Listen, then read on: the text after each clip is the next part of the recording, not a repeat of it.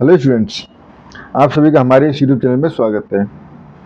Students, हम जो paper solve कर रहे थे वो पेपर है हमारे पास introduction to mathematical modelling GE का पेपर है। एंड क्वेश्चन नंबर हम पहुंच चुके हैं 4C पे। ठीक है, ये determine the predator and prey model in limiting case of prey with no predator and predator with no prey. ठीक है स्टूडेंट्स, ये क्वेश्चन है जिसको हमें सॉल्व करना है, तो सॉल्यूशन चालू करते हैं। ठीक है, ठीक है, तो पहले प्री प्रेडेटर मॉडलिंग। ठीक है, तो यहाँ पे हमें कंस्ट्रक्ट करने के लिए नहीं बोला गया है ना, determine the predator prey modelling in limitation case, तो यानी कि हमें prey predator modelling direct use करनी है। ठीक है, तो simply d x t over D T equal to alpha x minus b x y. And यहाँ पे अब वाई इसको लिखो ही मत, टी को क्यों लिखना, टी को तो जनरली ये रहता है कि हमारे पास टी का फंक्शन है। ठीक है, and d Y over D T equal to ये हो जाएगा माइनस सी वाई, क्योंकि प्रेडेटर की नेचुरल डेथ होती है, प्लस डी एक्स वाई। ठीक है, जहाँ पे एक्स टी आपका क्या है, prey population, prey population, y t predator population. ठीक है, एल्फा जो है, एल्फा क्यों ले रहे हैं, फिर इसको ए ले लो, ए भी ले रहे हैं, तो ए जो है वो है हमारे पास prey growth rate, prey growth rate.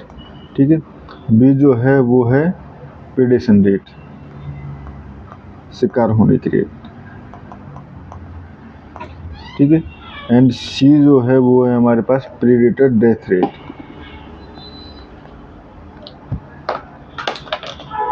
ठीक है, एंड डी जो है वो है हमारे पास प्रेडेटर ग्रोथ रेट।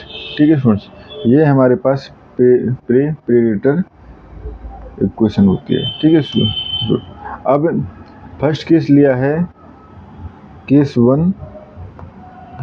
ठीक है, केस वन जो था वो था हमारे पास विद नो प्रेडेटर। ठीक है, यानी कि y इक्वल टू 0। अब y इक्वल टू 0 है, कोई प्रेडेटर नहीं है।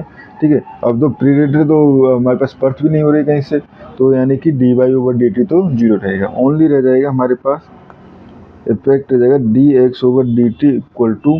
ठीक है, ये हो जाएगा alpha x minus y equal to 0, तो ये हो गया सो ए एक्स। ठीक है, ये हो गया हमारे पास। अब इसको अगर हम सॉल्व करें तो ये हो जाएगा d x over x equal to a d t, ये हो जाएगा लॉग एक्स इक्वल टू ये हो जाएगा ए टी, इंटीग्रेशन कर दिया तो प्लस सी। ठीक है, दोनों तरफ एंटी लॉग ले लेंगे तो ये हो जाएगा x equal to e to the power a t और e to the power c, तो e to the power c को लिख सकता हूँ मैं ए।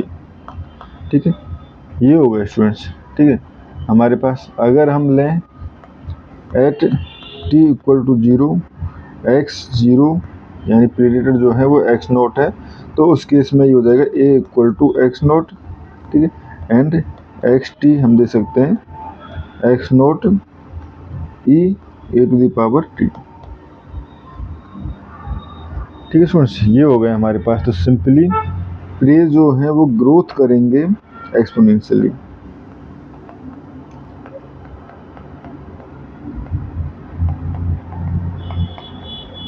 ठीक है स्टूडेंट्स, ये हो गया हमारे पास प्रे ग्रोथ जो है वो है एक्सपोनेंशियली।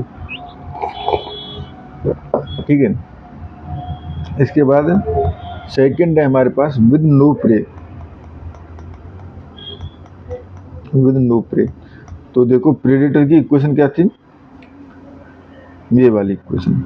ठीक है, अब इसमें हम x इक्वल टू हम 0 पुट कर रहे हैं, तो इक्वेशन रह जाएगी हमारे पास D Y over D T equal to minus C Y. ठीक है, इसको सेम इसी तरह से सॉल्व करेंगे, सिंपली ए की जगह क्या है माइनस सी, तो ये क्या हो जाएगा y t equal to a e to the power minus c t, ठीक है। एंड एट अगर t equal to 0, y 0 equal to y naught ले लें तो उस कंडीशन में हमारे पास हो जाएगा y naught equal y a equal to y naught, ठीक है।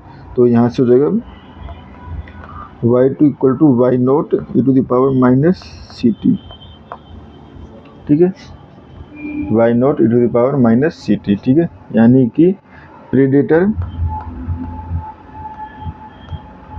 डिक्रीज या डाई आउट एक्सपोनेंशियली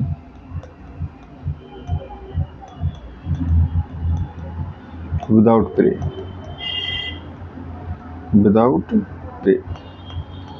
ठीक है स्टूडेंट्स। यानी प्रेडेटर की डेथ हो जाएगी और धीरे धीरे वो 0 की तरफ टेंड्स करेंगे, ठीक है स्टूडेंट्स। और इस क्वेश्चन में हमें इतना ही करना था। Thank you.